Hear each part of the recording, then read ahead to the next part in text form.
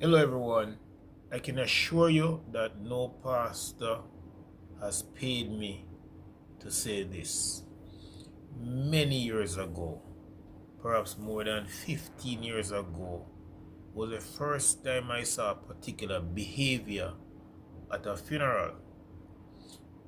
It was a case where persons were dressed a particular way, the bereaved family, and the pastor took a stand that they should not come up the way they are, you know, with sleeveless and stuff like that.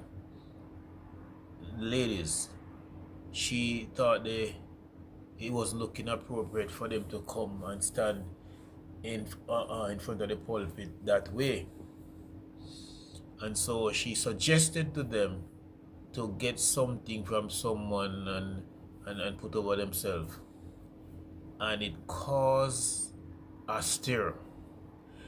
People got upset. They stepped out of the church. You could say this, the funeral spoiled. It was the first time I was seeing such a behavior, and it really didn't look good.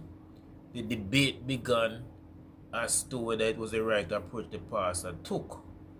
I waiting on it at the time, yes, and I said if it is that it was made known to them by the pastor, and on that day there isn't conformity to what was agreed upon, then she has a right to take that stand.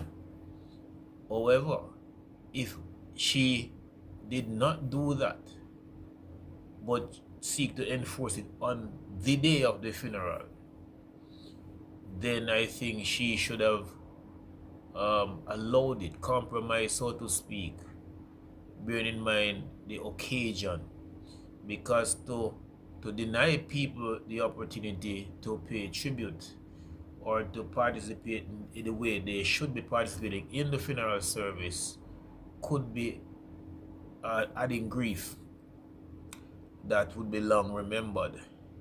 Now, many years have rolled by, and it is still happening in our churches where I don't know if it's because these people are paying for the funeral service to be conducted at the church, because we know it's not a secret that some churches collect for the funeral service to be held there, and one can understand why they would do it. I'm not condemning that.